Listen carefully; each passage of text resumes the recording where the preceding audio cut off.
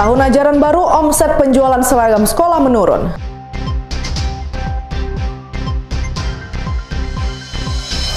Razia narkoba di lapas narkotika Muara Sabak.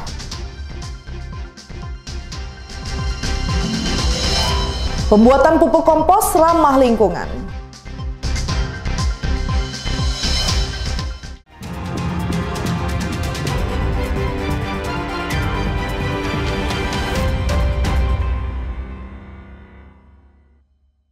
Halo, selamat pagi saudara, apa kabar Anda pada pagi hari ini? Menemani pagi Anda, Kompas Jambi kembali hadir dengan beragam informasi penting dan menarik dari berbagai wilayah di Provinsi Jambi.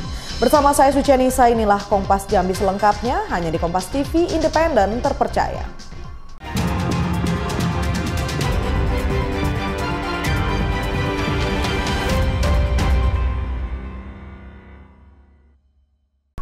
Saudara, biasanya tahun ajaran baru, pedagang seragam sekolah meraup untung. Namun berbeda tahun ini, omset penjualan pedagang menurun, lantaran menurunnya daya beli warga terhadap seragam sekolah. Biasanya menjelang tahun ajaran baru, pedagang seragam sekolah di pasar kota Jambi meraup untung. Namun berbeda tahun ini, omset penjualan pedagang menurun drastis, lantaran menurunnya daya beli warga terhadap seragam sekolah. Biasanya satu pekan menjelang tahun ajaran baru, orang tua ramai yang datang membeli seragam sekolah untuk anaknya. Namun tahun ini sangat sepi dan lengang. Penurunan daya beli seragam sekolah itu akibat kesulitan ekonomi dan maraknya toko online. Warga membeli lewat online dengan harga yang murah. Kalau untuk tahun ini standar lah. Tapi untuk 5 tahun ke belakang kan belum ada online. Lumayan kok sekarang dikalahkan sama pihak online. Rata-rata orang berpindah ke online. Oh iya, sudah berapa tahun Bu jualan? Udah sekitar 25 tahun lah. Sejak hadiran online, TikTok segala macam lah, jadi agak berkurang penjualan. Kalau untuk momen pakaian sekolah, kita libur sekolah pakaian sekolah. Biasa satu setel kan kalau tahun kemarin kan bisa 100 tuh masih sudah mentok bisa jual. Kalau sekarang paling minim 12 tuh paling minim. Tapi kalau di online 120 ya? 120 itu harga paling minim. Sementara kalau online gimana? Ini 80.000 lengkap topi dasi. Itu kita makanya sering cekcok dengan pedagang, dengan pembeli. Agak berkurang.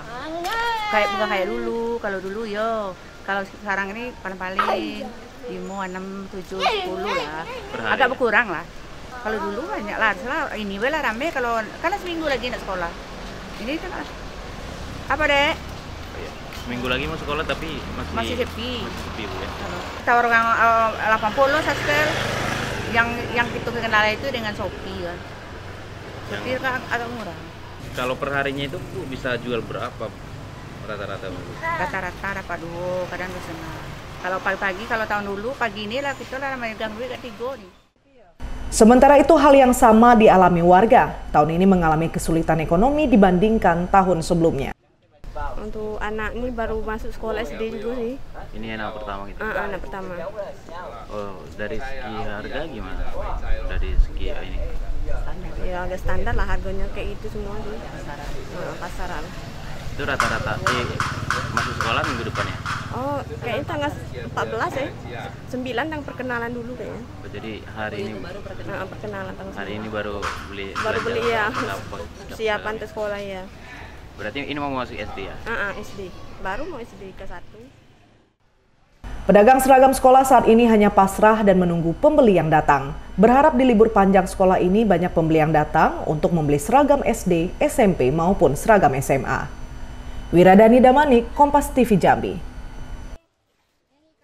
Untuk mencegah stunting dan menambah penghasilan warga, pemerintah Desa Ibru, Kecamatan Mestong, Kabupaten Muaro Jambi budidayakan ikan dalam ember dan kangkung di atas ember.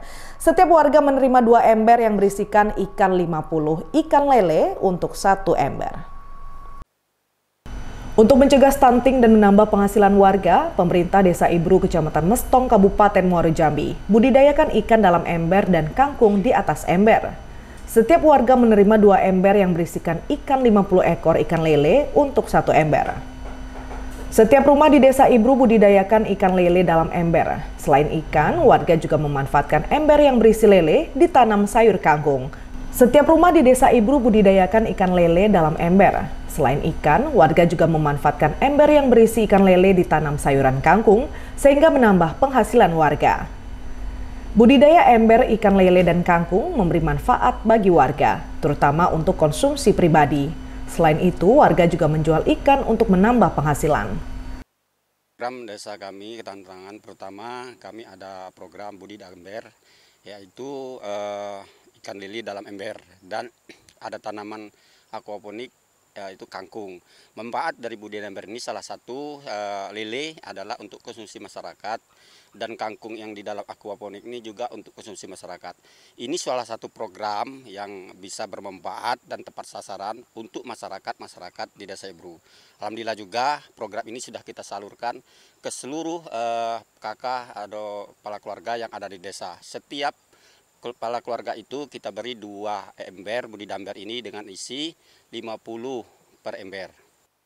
Budidaya ikan dalam ember di Desa Ibru sudah berjalan sejak tahun 2022 sampai sekarang. Diharapkan bisa menjadi contoh bagi desa lain sebagai penopang ekonomi warga. Ikannya yang waktu tahun kemarin agak gede-gede lah, lumayan lah. Jadi makan sendiri kan, kadang ada orang beli kami jual. Kalau lebihnya dijual gitu ya? Dijual untuk tambah-tambah bantu belanja kan. Kasih banyak kan, dibantu.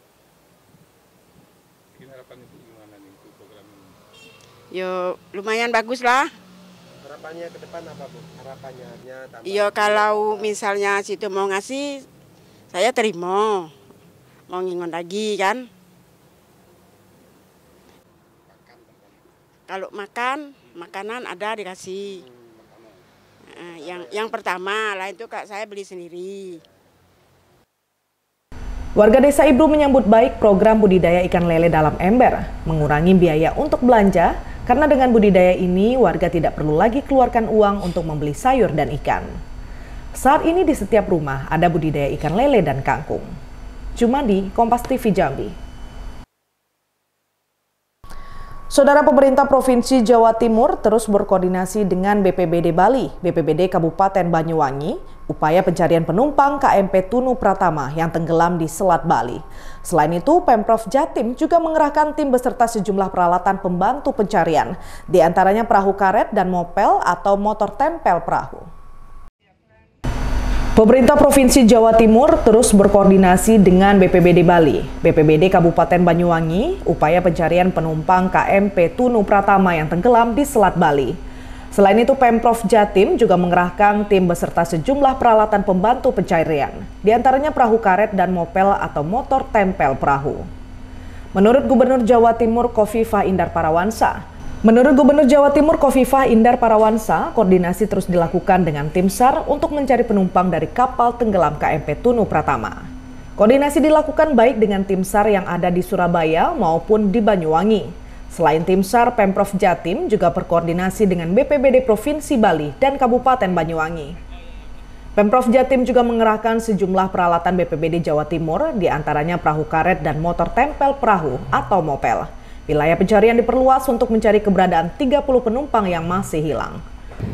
Kita tentu koordinasi dengan SAR, baik SAR yang ada di Surabaya maupun yang ada di Banyuwangi, kemudian BPBD Jawa Timur, BPBD Bali, BPBD Kabupaten Banyuwangi, kita semua berkoordinasi, kemudian ada beberapa yang kita support, misalnya ada perahu karet, kemudian ada mopel itu motor yang nempel di perahu, dan juga pasti ada solar yang dibutuhkan, kemudian ada tim yang diterjunkan. Kita semua tentu berkoordinasi lintas, baik tim SAR, kemudian kepolisian di Banyuwangi, kemudian Pol Airut yang ada di Banyuwangi, tapi Pak Kapolres juga turun, Pak Rama, kemudian dari tim TNI juga turun. Jadi semua berikhtiar maksimal kawan-kawan bagaimana bisa menyelamatkan semaksimal mungkin dari semua penumpang dan ABK. Sebelumnya sebanyak 65 orang penumpang dan awak kapal KMP Tunu Pratama Jaya menjadi korban kapal tenggelam di wilayah Selat Bali. 6 diantaranya ditemukan meninggal dunia dan telah diserahkan kepada pihak keluarga. 29 orang dinyatakan selamat. Untuk korban selamat asal Jawa Timur, Pemprov Jatim menggratiskan biaya pengobatan di rumah sakit milik pemerintah provinsi. Kika Madona, Kompas TV, Jawa Timur. Nenek berusia 116 tahun warga Kabupaten Batanghari tinggal di rumah dengan kondisi sangat memprihatinkan. Nenek ini bertahan hidup bersama cucunya yang ekonominya juga sangat memprihatinkan. Mukinem nenek berusia 116 tahun warga Desa Sukaramai, Kecamatan Muara Tembesi, Kabupaten Batanghari tinggal di rumah dengan kondisi yang sangat memprihatinkan. Nenek bertahan hidup bersama cucunya yang ekonominya juga sangat memprihatinkan. Rumah yang berada dekat Sungai Batang Tembesi ini kondisinya sudah tidak layak huni. Mukinem kini tidak bisa berbuat apa-apa, hanya bisa duduk dan berbaring di sebuah tikar tipis akibat menderita stroke sejak beberapa bulan terakhir ini. Saat malam tiba dan turun hujan, sang nenek ini selalu kedinginan, sebagian atap maupun dinding rumahnya tampak dipenuhi lubang. Untuk bertahan hidup, nenek berharap dari cucunya yang juga ekonomi juga tidak mapan. Cucu yang setiap harinya mencari sayur pakis dan kerja serabutan ini terus bersemangat demi merawat neneknya. Kondisinya itulah, tangannya kadang bilang sakit, pantat ini sakit, terus kakinya tuh kadang dipici-pici sama dia. Sakitnya apa itu? Sakitnya stroke, mati sebelah. Kadang nyari pakis, kadang ikut orang manen rondol gitu. Kalau mbahnya di rumahnya apa tadi? Ya kadang tidur, dia kadang ngomong dewe itu. Usia 116. 116 tahun. Namanya?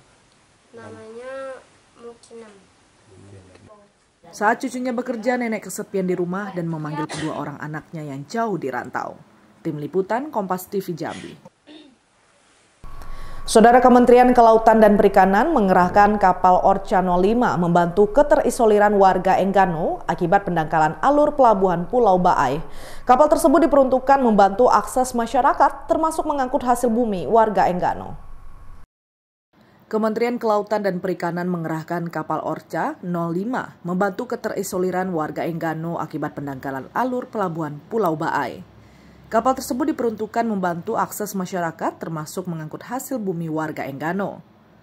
Hal ini disampaikan Gubernur Bengkulu Helmi Hasan usai memimpin rapat bersama staf khusus Menteri Dalam Negeri.